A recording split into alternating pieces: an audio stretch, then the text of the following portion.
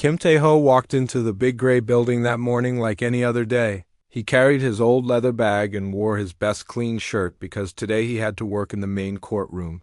The Galactic Immigration Court on New Seoul Station was always busy with aliens fighting about papers and permits, but today felt different somehow. The elevator made strange beeping sounds as it carried him up to the 15th floor. Tae-ho had been working as a junior translator for 3 years now. His job was simple enough. He listened to aliens speak in their weird languages and then told the human judges what they were saying most of the time. It was boring stuff about work permits or shipping licenses. Nothing exciting ever happened in his small life, but when he opened the heavy wooden doors to courtroom 7 that morning, everything changed forever. The first thing he noticed was how quiet everyone was. Usually the courtrooms were full of loud arguing and angry voices. Today even the air felt heavy and sad. In the front row sat the strangest group of aliens Tae-ho had ever seen. There were tall blue ones with 4 arms and short green ones with spikes on their heads. Behind them sat purple aliens wearing expensive-looking robes that sparkled under the ceiling lights. Judge Kim Soo-jin looked tired already, and court had not even started yet. She waved at Tae-ho to come sit at his special translator desk near the front. He opened his notebook and checked his translation device to make sure it was working properly. Then he saw here a small blue alien child was sitting all alone in the corner behind the big witness chair. She looked maybe 7 or 8 years old in human terms, but it was hard to tell with alien kids. Her skin was pale blue like winter sky, and she had big round purple eyes that seemed too large for her tiny face. Long thin tentacles grew from her head instead of regular hair, and they moved slowly like they were underwater. The little girl was trying very hard not to cry. Tae-ho could see her small shoulders shaking as she wrapped her thin arms around her knees. She wore a simple white dress that was too big for her and looked like she had not eaten a good meal in days. Judge Kim called the court to order and explained that this was a custody hearing. The child parents had died in a terrible mining accident on the planet Kepler 442b. Now different alien groups were fighting over who would take care of her. Each group claimed they had the legal right to raise her according to their own laws and customs. The first group of tall blue aliens stood up. Their leader was a serious-looking female with marks painted on her face. She spoke in sharp clicking sounds that hurt Tae-ho ears. When he translated her words, they sounded cold and businesslike. She said the child belonged with her father family because that was their ancient tradition. The blue aliens owned several mining companies, and they promised the child would learn important business skills. Next came the green spiky aliens. Their representative was a fat male who kept hitting his walking stick on the floor. He spoke in deep growling noises that made Tae-ho's throat feel scratchy. This lawyer said the child mother had been from their clan, so according to their laws she should live with them. They ran warrior training schools and said they would teach her to be strong and brave. The purple-robed aliens went last. Their speaker was very old and moved slowly, but her voice was clear and musical. She claimed that both the child parents had borrowed money from their organization before they died. Now the child was valuable property that belonged to them until the debt was paid. They promised she would have a good education and learn about art and culture. During all this talking and arguing, the little girl just sat in her corner, getting smaller and smaller. She did not seem to understand what was happening to her life. Tae-ho kept looking at her instead of focusing on his translation work. Something about her reminded him of himself when he was young and scared. When the judge called for a lunch break, Tae-ho walked over to where the child was sitting. She looked up at him with those huge purple eyes, and he felt his heart break a little. She was so tiny and alone in this big scary room full of adults fighting over her like she was a piece of furniture. He pulled a small pack of crackers from his lunch bag and offered them to her. She looked confused at first, but then took one and nibbled it carefully. Her face lit up with the first smile he had seen from her all day.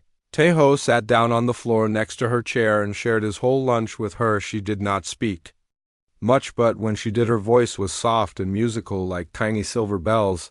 She told him her name was Zira and that she missed her mama and papa very much. Tae-ho felt tears coming to his own eyes as he listened to her talk about her home planet and the pretty rocks her father used to bring her from the mines. When court started again that afternoon, Tae-ho brought Zira a small stuffed animal he had bought from the station shop during lunch break. It was a simple brown bear, but she hugged It tied against her chest like it was the most precious thing in the universe. The lawyers kept arguing for hours about legal rights and ancient customs and business contracts, but none of them talked about what Zira actually wanted or needed. Taeho watched her face as each group described their plans for her future. She looked more frightened each time someone spoke. Finally, Judge Kim asked if Zira had anything to say about where she wanted to live. The little girl stood up slowly, still clutching her new stuffed bear. She looked around the big courtroom at all the important adult aliens who were waiting to hear her answer. Then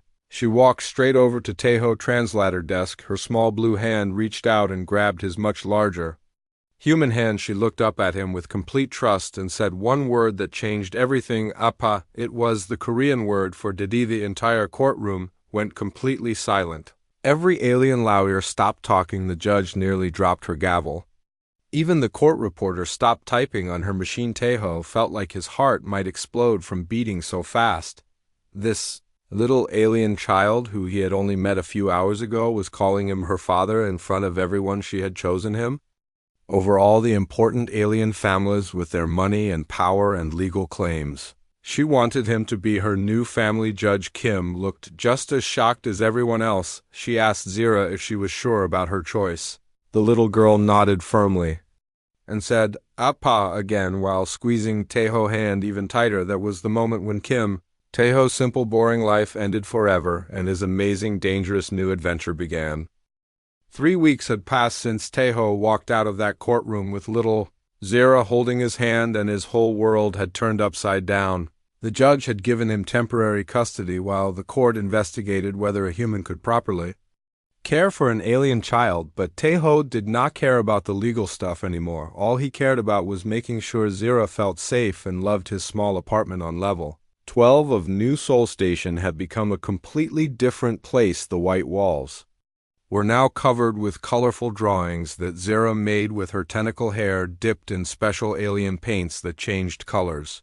When she was happy, her little bed sat next to his big one, and every morning she would climb over and wake him up by gently touching his face with her small blue fingers. Learning to take care of an alien child was much harder than Taeho had expected.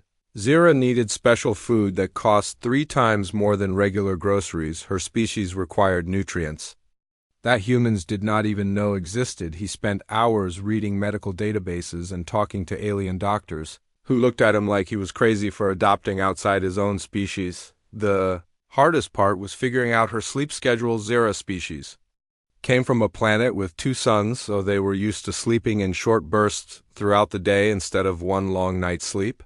At first, Taeho was exhausted because she would wake up every few hours wanting to play or eat or just talk, but slowly they worked out a routine that made them both happy. His elderly neighbor, Park Mi-sun, had become their unofficial grandmother. She was the only person in their building who did not stare at Zira like she was some kind of strange pet. Mi-sun had raised 5 children of her own, and she said kids were kids no matter what planet they came from. She taught Taeho how to braid Zira tentacle hair into pretty patterns and showed him which human foods were safe for alien stomach. Zira was incredibly smart and learned Korean faster than most adult aliens. Her voice was getting stronger every day, and she had started mixing Korean words with sounds from her own language. When she was happy, her skin would glow with soft pink light, and when she was sad, it would turn dark blue like storm clouds. Taeho learned to read her emotions through her color changes better than he could read most human faces. At night, after her 3rd sleep period of the day, Zira would curl up next to Taeho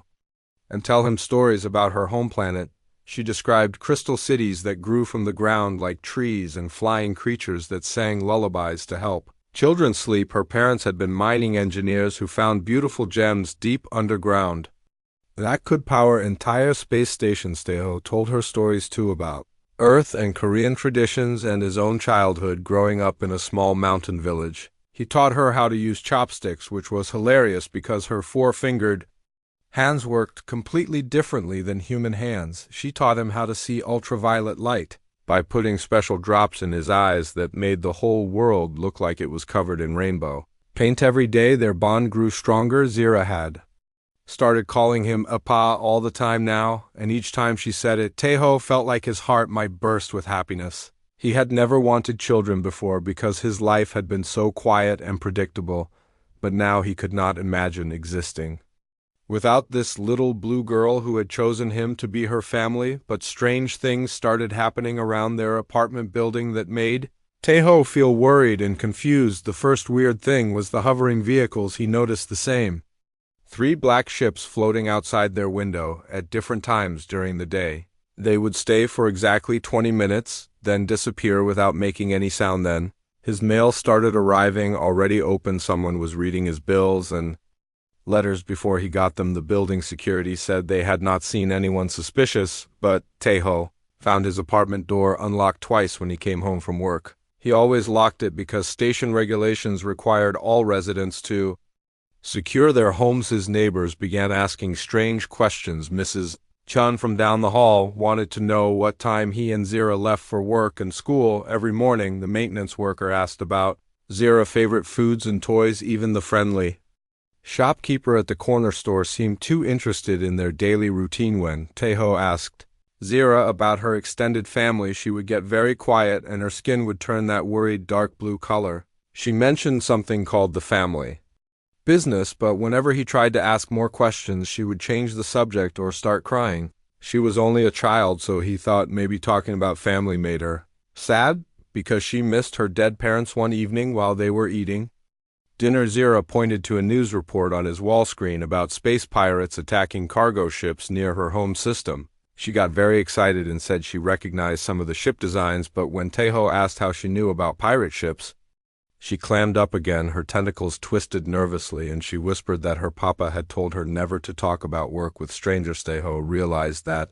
Zira's parents might have been involved in something more complicated than simple mining operations, but he pushed those thoughts away. The important thing was that she was safe now with him on New Seoul Station, far away from whatever dangerous life she had come from. The court investigation was taking longer than expected. The social worker Miss Yang visited them twice a week to observe how well Taeho was caring for Zira. She always seemed impressed by how happy and healthy the little girl was becoming.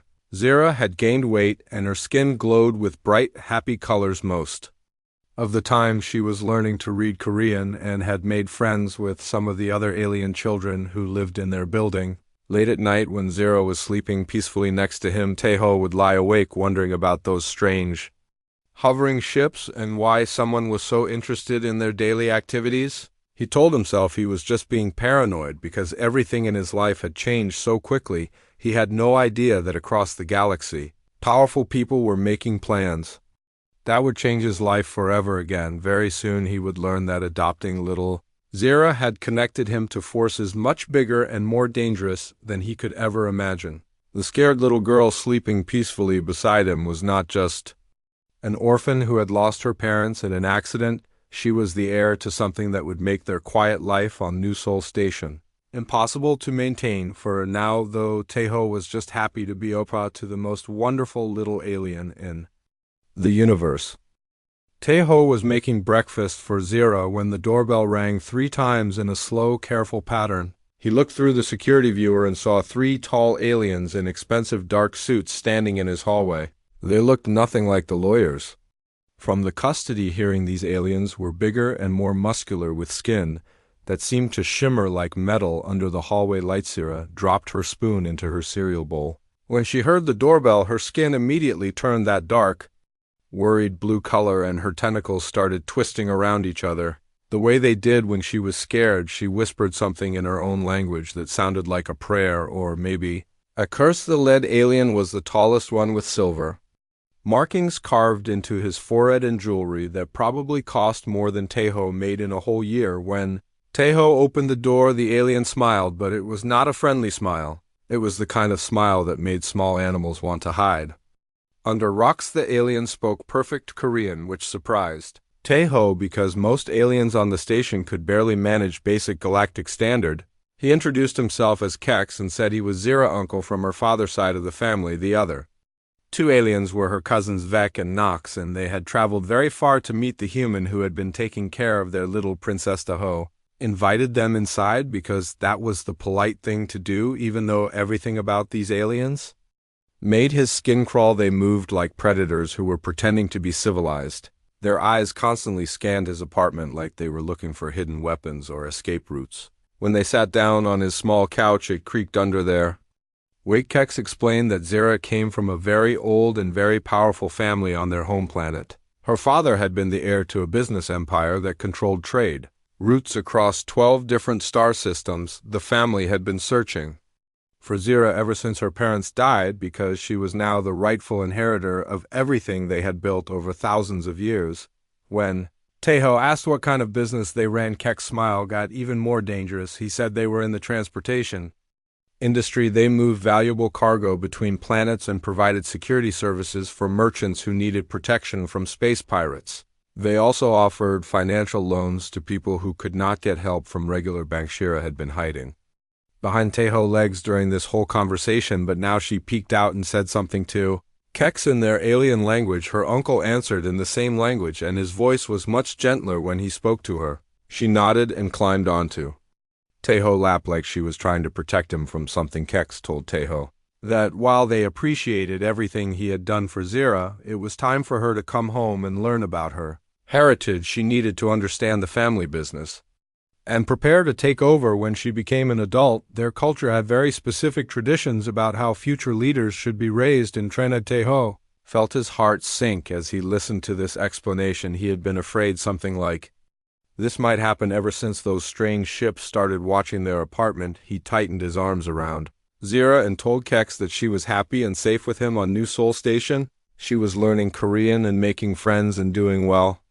in school. Why did she need to leave the only stable home she had ever known? The three aliens exchanged glances that made the temperature in the room seem to drop 10 degrees. Kex leaned forward and his jewelry clinked softly as he moved. He explained that their family had enemies who would try to hurt Zira if they knew where she was. The only safe place for her was back home, surrounded by people who could protect her properly. But then Kex said something that made Tejo's blood freeze in his veins. He said that Zira had formed what their species called a soul bond with Tejo. It was a rare and sacred connection that happened when someone saved a child from terrible danger. Breaking that bond would cause Zira severe psychological damage that might even kill her. However, their family had a reputation to maintain across the galaxy. They could not allow an outsider to raise the future head of their organization without proper supervision from the clan elders. So they had come up with a perfect solution that would make everyone happy. Tejo would come with them back to their home planet. When Tejo started to protest that he had a job and a life on New Sol Station, Kex laughed. It was not a mean laugh, but it was not kind either. He explained that Tejo's old life was over the moment Zira called him Appa in that courtroom. Now he was part of their family, whether he wanted to be or not. The family had already arranged for his resignation from the translation office. His apartment lease had been transferred to a cousin who needed housing. His few possessions would be packed and shipped to their homeworld, where he would have much nicer things. Anyway, everything had been planned out perfectly. Zira looked up at Tejo with those big purple eyes and asked in Korean if they were going on a trip together. Tejo realized that she had known this was going to happen. She had been trying to prepare him with all those hints about the family business and her father work. She was not just a scared orphan who had lost her parents in an accident. She was alien royalty, and he had accidentally become her guardian. Kex stood up and smoothed down his expensive suit. He told Tejo they would leave tomorrow morning on a private ship that was already docked at the station transport bay. Tejo could bring whatever personal items were important to him, but everything else would be provided. The journey would take 2 weeks, and Zira would be excited to show him her original home. As the three aliens walked toward the door, Kex turned back and said something that made Tejo realize just how much trouble he was in. The alien told him that he should feel honored because their family never invited outsiders to join them. Most people who learned about their business arrangements did not live long enough to tell anyone else about it.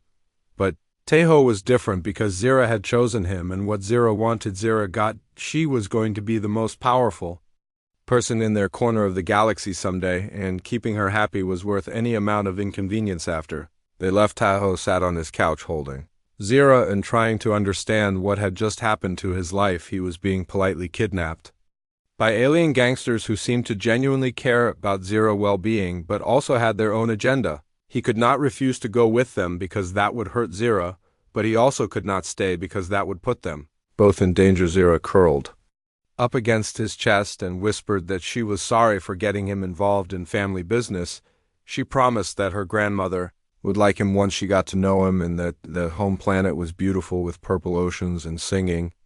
Mountains as Tejo held his adopted alien daughter, he realized that loving someone sometimes meant following them into danger even. When you did not understand what you were getting yourself into tomorrow, they would leave everything familiar behind and travel to a world where he would be a stranger, dependent on the kindness of criminals, but looking down at Zera's peaceful face. He knew he would do it all again in a heartbeat. She was his family now, and family meant you never abandoned each other, no matter how scary things got. The spaceship that carried them away from New Sol Station was unlike anything Tejo had ever seen before. On the outside, it looked like a regular passenger transport, but inside it was clearly built for very different purposes. The walls were made of some kind of metal that seemed to absorb sound, and the windows were so thick they could probably survive being shot at with military weapons. Tejo's room was bigger than his entire apartment had been, with a bed soft enough to make him feel like he was sleeping on a cloud. The bathroom had fixtures made from what looked like real gold, and the food dispenser could create any meal he could think of in perfect detail. But he noticed that none of the doors would open without special access codes, and there were guards stationed at every corridor junction. Zera was completely different on the ship than she had been on the station. Her worried dark blue coloring was replaced by excited bright yellows and greens. She ran through the corridors like she owned the place, which Tejo was starting to realize she probably did. The crew members all treated her like a little princess, bowing when she passed and offering her treats from their personal supplies. During the 2-week journey, Zera tried to teach Tejo about her home planet and her family customs. She showed him pictures on her personal tablet of crystal cities built into mountainsides and vast purple oceans filled with creatures that looked like swimming jewels. Her people lived much longer than humans, with some family members being over 800 years old. She also taught him basic words in her language, which was much harder than Korean because it involved color changes and tentacle movements along with sounds. His human vocal cords could not make half the noises properly, and he did not have tentacles to express the emotional undertones that made sentences mean completely different things. The most important lesson was about family hierarchy. Zera's grandmother was called Elder Vox, and she was the current head of their organization. Everyone in the family had specific ranks and responsibilities based on their age, bloodline, and proven abilities. Zera was special because she was the direct descendant of the family founders, which meant she would inherit leadership when she came of age, but there were also dozens of cousins, uncles, aunts, and distant relatives who all had their own roles in the family business. Some managed the financial operations, others handled security and enforcement, while others maintained relationships with government officials who needed to be kept happy and cooperative. When their ship finally reached Zera's home system, Tejo pressed his face against the thick window and gasped at what he saw. The planet was much larger than Earth, with 3 small moons orbiting around it like dancing partners. The surface was covered in swirling purple and blue patterns that Zera explained were the vast oceans she had told him about. The family compound was built into the side of a mountain that rose straight up from the ocean like a giant stone finger. It was part fortress and part palace, with gardens and landing platforms carved directly into the rock face. Advanced defense systems were hidden everywhere. Tejo could spot them now that he knew what to look for, but they were disguised as decorative sculptures and artistic installations. When their ship landed, Elder Vox was waiting for them with what looked like half the family behind her. Stood at least 30 aliens of various ages, all wearing formal robes in different colors that probably indicated their ranks within the organization. They looked at Tejo with expressions ranging from curiosity to suspicion to barely concealed hostility. Elder Vox was the most intimidating person Tejo had ever seen. She was taller than Kex, with silver hair tentacles that moved independently of each other, and eyes that seemed to look right through him to examine his soul. Her robes were deep purple with silver embroidery that shifted and changed patterns as she moved. She spoke no galactic standard, which meant Zera had to translate everything. This was clearly a test to see how well the human could communicate and whether he was worth the trouble of keeping around. Elder Vox asked him direct questions about his intentions, his background, and his commitment to Zero well-being. Through Zero translation, Elder Vox explained that humans had a reputation throughout the galaxy for being unreliable when things became difficult. They were known to abandon responsibilities that became inconvenient or dangerous. She needed to know that Tejo would not run away when he learned what being part of their family really meant. Tejo was given his own wing of the compound, which was larger and more luxurious than any home he had ever imagined. The walls were made of polished stone that glowed softly with internal light. His bedroom had a view of the purple ocean that stretched to the horizon. His bathroom was bigger than his old apartment, with a bathing pool instead of a regular shower butt. He also noticed that his wing was in the most secure part of the compound, with guards stationed at every entrance. The beautiful windows were made of the same thick, protective material as the spaceship, and his personal assistant was clearly a spy who reported everything he did back to Elder Vox. Meals were served in a great dining hall where the entire extended family gathered 3 times a day. The conversations were conducted in their native language with occasional translations for Tejo benefit. He learned that their business operations covered dozens of planets and involved everything from interstellar shipping to financial services to diplomatic negotiations with various governments. What surprised him most was how normal most of their activities seemed. Yes, they operated outside official government regulations, but that was because those regulations were often corrupt and designed to benefit powerful politicians rather than ordinary citizens. The family provided services that regular businesses could not or would not offer. They transported refugees who could not afford legal passage between worlds. They loaned money to farmers and small business owners who were rejected by traditional banks. They provided security services for communities that were ignored by official law enforcement. They even ran schools and medical clinics on planets where governments had abandoned their responsibilities. But Tejo also learned that there was a darker side to their operations. When negotiations failed, they were not above using intimidation or violence to protect their interests. Enemies of the family had a tendency to disappear or suffer unfortunate accidents. Their business partners knew better than to betray them because the consequences would be swift and final. Elder Vox made it clear that Tejo was now officially part of the family, whether he wanted to be or not. This meant he would receive their protection, wealth, and respect, but it also meant he could never leave without permission. He would be expected to attend family meetings and participate in decisions that affected their operations across the galaxy. The first family meeting he attended took place in an ancient ritual chamber deep inside the mountain. The walls were covered with carvings that showed the family history going back thousands of years. Business was conducted according to traditions that were older than human civilization. Elder Vox sat on a throne made from a single massive crystal while family members reported on various operations. Tejo listened to discussions about smuggling routes, territorial disputes with rival organizations, and the elimination of people who had betrayed family trust. He was expected to participate as Zira Guardian, even though he understood very little about interstellar crime. Most of what they talked about went completely over his head, but he was learning that keeping Zira safe and happy was going to require him to become part of something much bigger and more dangerous than he had ever imagined.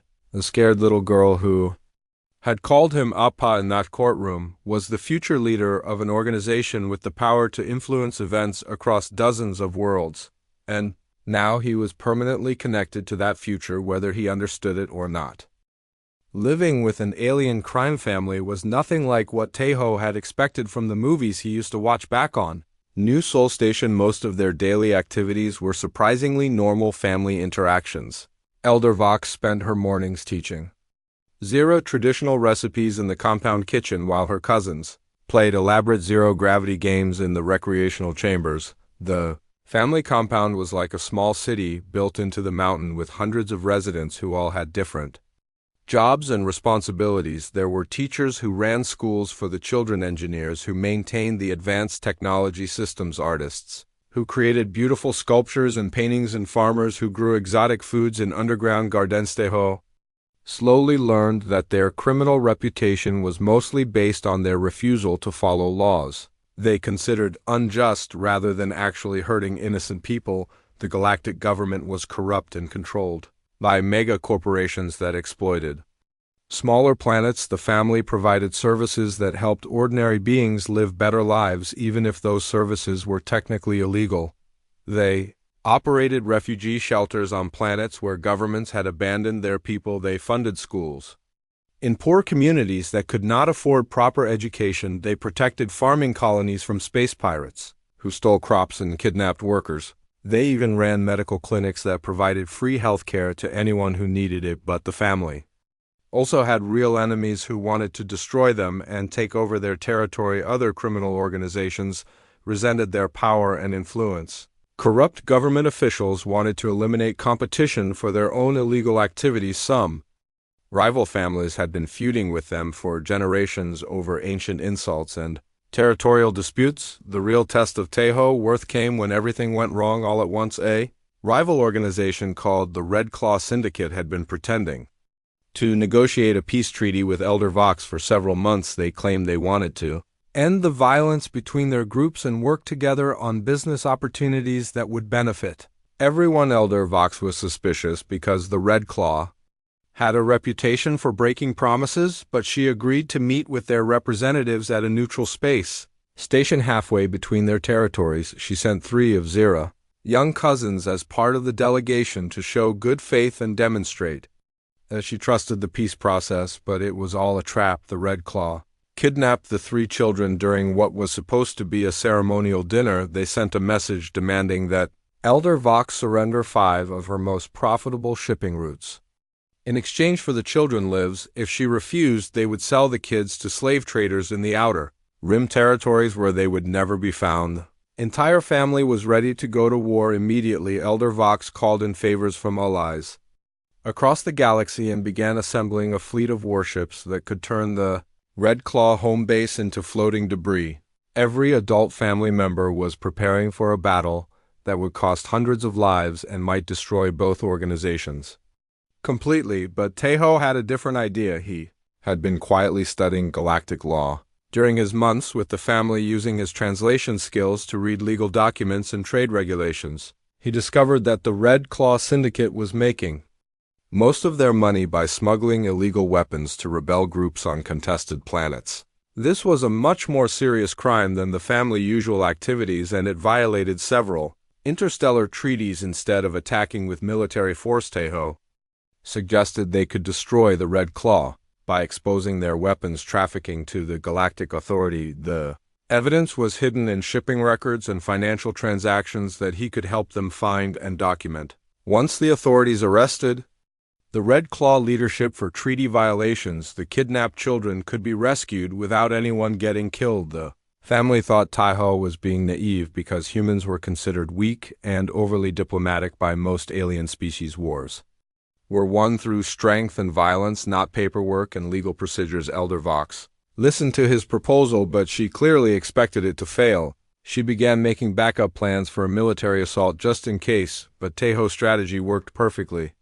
His legal research uncovered a massive network of illegal arms dealing that connected the Red Claw to terrorist groups across multiple star systems. When this information was presented to Galactic Authority investigators, they moved quickly to arrest everyone involved. The Red Claw Syndicate was destroyed overnight.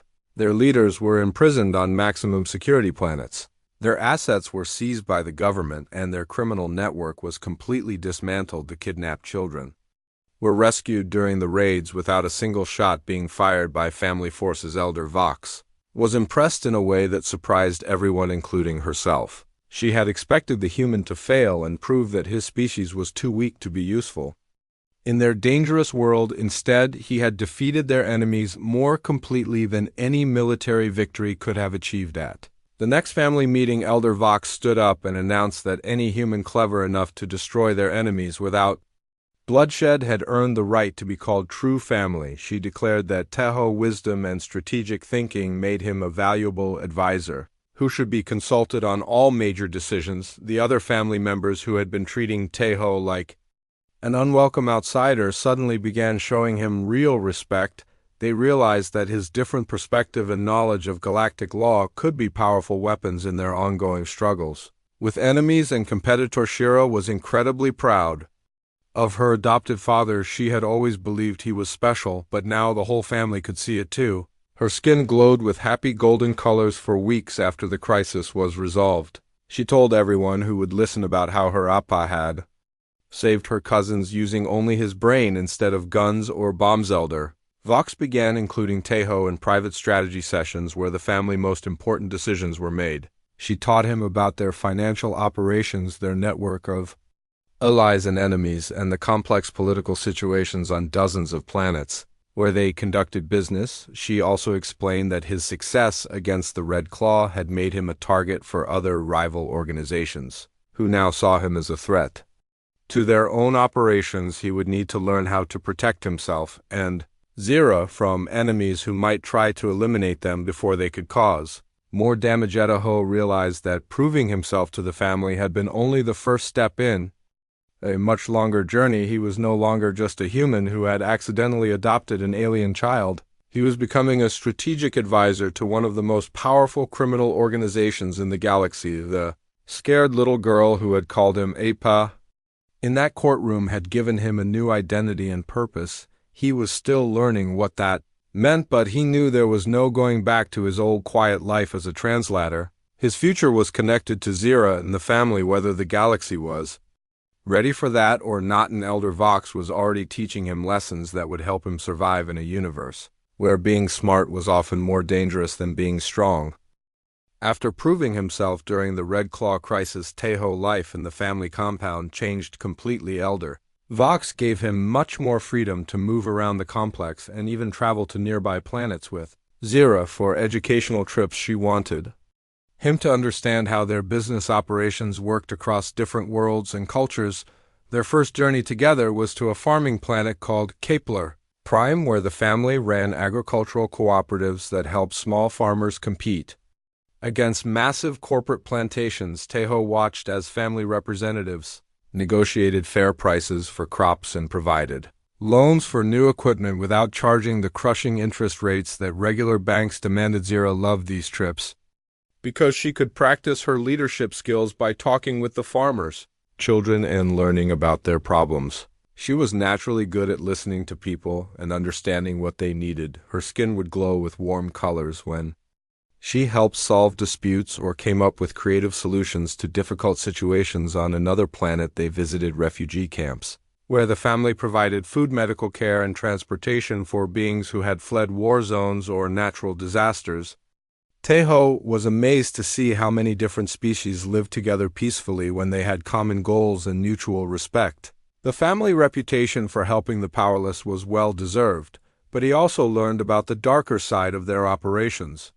When they visited planets where rival organizations had tried to muscle in on family territory, he saw the aftermath of business disputes that had been settled through intimidation and violence. The family was generous and protective to their friends, but absolutely ruthless to their enemies. Elder Vox began teaching Tejo about the real nature of their organization during long evening conversations in her private study. She explained that the family had been founded thousands of years ago when their planet was ruled by a corrupt government that oppressed ordinary citizens. The original family leaders had been revolutionaries who fought against tyranny and injustice. Over the centuries, they had evolved into something between a government and a business empire. They provided services that official authorities could not or would not offer, but they also made sure that anyone who threatened their operations faced severe consequences. They were criminals by galactic law, but heroes to millions of beings who depended on their protection. She taught him about their financial networks that moved money across hundreds of planets without leaving traces that government tax collectors could follow. She showed him how they laundered profits from illegal activities through legitimate businesses like restaurants, hotels, and shipping companies. Most importantly, she began preparing him for the day when Zira would inherit leadership of the entire organization. That day was still many years away because Zira was still a child, but Elder Vox was already old by her species standards, and she needed to make sure the family would survive the transition to new leadership. Tejo would be Zira's most trusted advisor when that time came. His job would be to help her make decisions that balance the family need for profit and power with their responsibility to protect the people who depended on them. It was a heavy burden that he had never asked for, but he was learning to accept it. The final test of his commitment came when Galactic Authority investigators finally tracked down the family compound.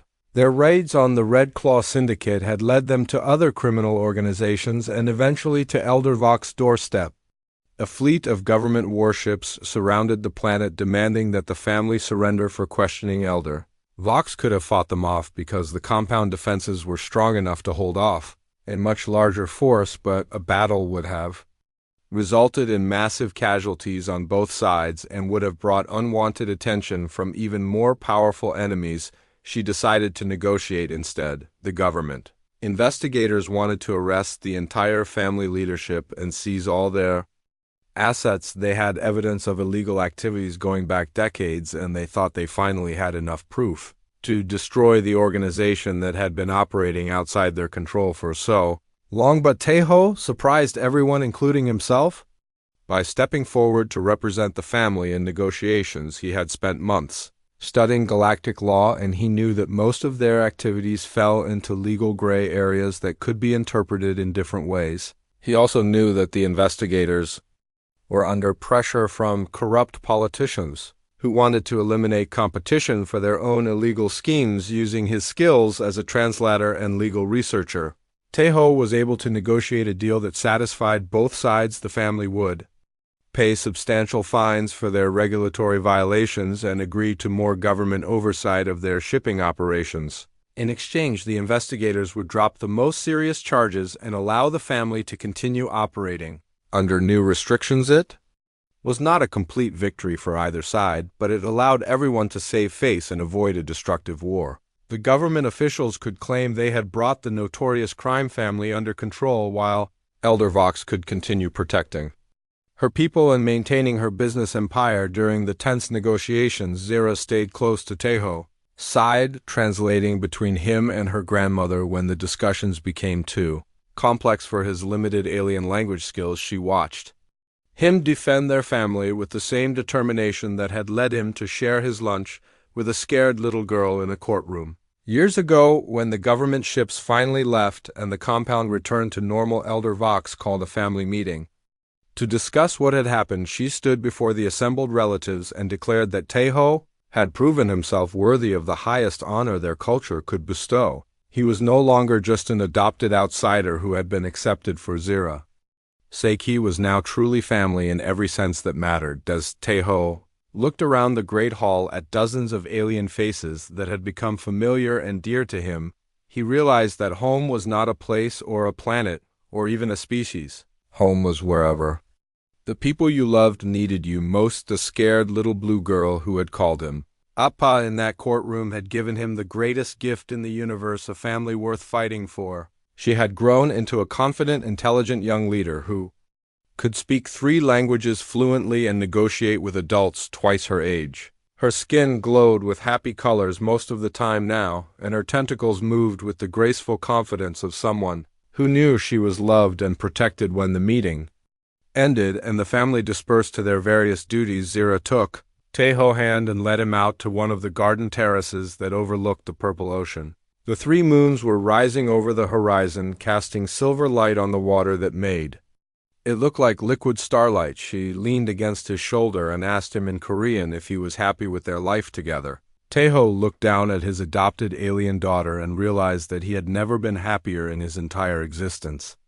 His old life as a lonely translator seemed like it had belonged to someone else. He told her that he was exactly where he belonged and that he would never leave her no matter what challenges they faced in the future. She smiled and her skin glowed with the warm golden light that meant pure contentment. Then she switched to her native language and said something that made his heart feel like it might burst with joy. She called him the best Appa in the galaxy, and as they sat together watching the alien moons rise over an ocean on a world he had never imagined visiting, Tejo knew that love really was the most powerful force in the universe. It could cross species barriers, survive legal battles, overcome criminal conspiracies, and turn a simple human translator into the advisor to an interstellar crime family, all because one scared little girl had chosen him to be her father.